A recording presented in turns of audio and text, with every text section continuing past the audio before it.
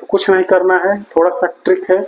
जहां जहां गुणा का चिन्ह है वहां जगह क्या कर लीजिए, भाग का चिन्ह कर लीजिए, चिन्हों का रिजल्ट सेम रहे।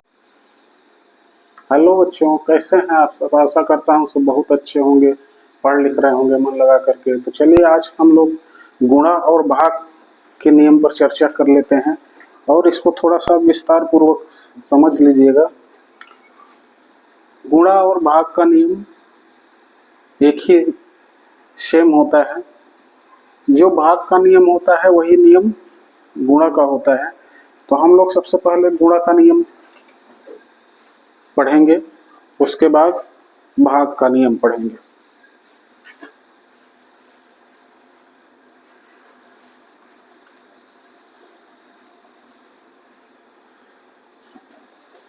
बीच में सब जगह हम लोग गुणा का चिन्ह लगा ले रहे हैं।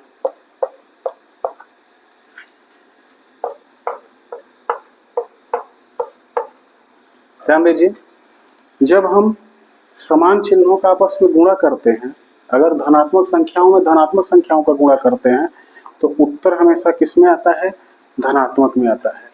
इसका जस्ट उल्टा होता है, जब हम ऋणात्मक में ऋणात्मक संख्याओं का गुणा करते हैं तो इसका जो गुणनफल होता है वह धनात्मक आता है। ये बहुत महत्वपूर्ण है, इसे ध्यान दीजिएगा। एक उदाहरण लीजिए, धन धन, बीच में गुणा का चिन्ह लगा हुआ है। पहले चिन्हों का गुणा, धन में धन का गुणा, यहां से देखिए धन आएगा, 9 में 3 का गुणा करेंगे, 9 तिरिक 27 आ गया। इसी तरीके से ऋण में ऋण का जब गुणा करेंगे तो धनात्मक आएगा। यहाँ ऋण 12 है, ध्यान दीजिए, यहाँ ऋण 6 है। जब दोनों का गुणा करेंगे तो सबसे पहले चिन्हों का गुणा करते हैं। ये ध्यान दीजिएगा, बीजगणित के जब गुणा पढ़ाएंगे आपको वहां भी ये कॉन्सेप्ट लागू होगा कि सबसे पहले हम लोग चिन्हों का ही गुणा करेंगे, तब फिर जो अन्य चीजें आएंगी उनका गुणा करेंगे। बीजगणित का गुणा जब पढ़ाएंगे तो फिर से इसकी चर्चा की जाएगी। चिन्ह ऋण ऋण का गुणा धन और 12 छंग 72 आ गया। इसी तरीके से आइए, अगर विपरीत चिन्ह हो, ये तो समान चिन्हों के लिए चर्चा हो गई। अगर विपरीत चिन्ह होते हैं, चाहे धन पहले रहे चाहे ऋण पहले रहे, कोई प्रभाव नहीं पड़ता है। अगर ऋण है तो वह ऋणात्मक में उत्तर आना ही आना है।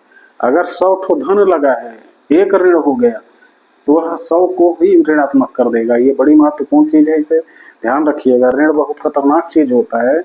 यह अगर 100 संख्याएं धनात्मक आप लिए हैं और गलती से एक संख्या ऋणात्मक ले लिए तो वह सबको सत्यानाश कर देगा और उत्तर किस में आ जाएगा, ऋणात्मक में आ जाएगा।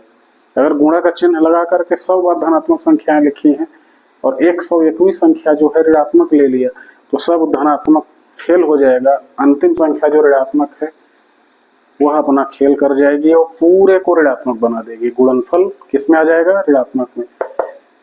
धन ऋण उत्तर ऋण, अगर ऋण धन उत्तर माइनस। उदाहरण देखिए, प्लस है यहाँ माइनस है, प्लस माइनस का गुणा माइनस, और 18 छक्का क्या हो गया, 108। इसी तरह से इसमें दे लिख लीजिए, ऋण धन का गुणा ऋण, 10 दूना 20। तो आशा करता हूँ गुणा से संबंधित नियम समझ गए होंगे। जब गुणा से संबंधित नियम समझ गए हैं तो सेम चीज भाग पे लागू होती है।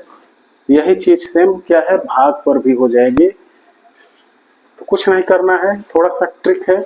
जहां जहां गुणा का चिन्ह है वहां जगह क्या कर लीजिए, भाग का चिन्ह कर लीजिए, चिन्हों का रिजल्ट सेम रहेगा। यहाँ क्या हो जाएगा, भाग कर लीजिए, यहाँ भी, यहाँ भाग करिए, यहाँ भाग करिए, यहाँ भाग करिए, यहाँ डिवाइड कर दीजिए, यहाँ डिवाइड कर दीजिए, यहाँ डिवीजन का साइन लगा दीजिए, यहाँ कर लीजिए। तब देखिए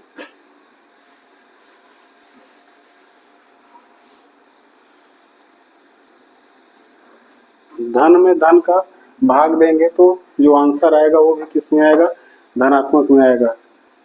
इस तरह से होता है, अभी भी चर्चा हुई है, अभी देखे हैं आप लोग। 9 में 3 का भाग देंगे कितना आ जाएगा, 3 तिरिक का 9। इसी तरह से ऋण में ऋण का उत्तर क्या आएगा, धनात्मक आएगा। 6 दूनी 12 आ जाएगा। इसी तरह से ये ऋण में आएगा, धन में ऋण का या ऋण में धन का करिए, 6 तिरिक 18, इधर भी ऋण में आएगा, 2 पंचे 10।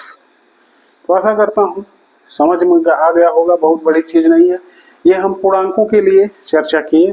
तो सेम नियम जो है, जब कक्षा 7 में हम लोग परिमेय संख्या चर्चा कर लेंगे तो परिमेय संख्याओं पर भी ये नियम लागू होगा। कुछ भी चीज आप करिए, जोड़ने घटाने और गुणा भाग के नियम सेम रहेंगे, चाहे वो पूर्णांकों के लिए करिए, चाहे पूर्ण संख्याओं के लिए करिए, चाहे परिमेय संख्याओं के लिए करिए। तो आशा करता हूँ चीजें क्लियर हो गई होंगी।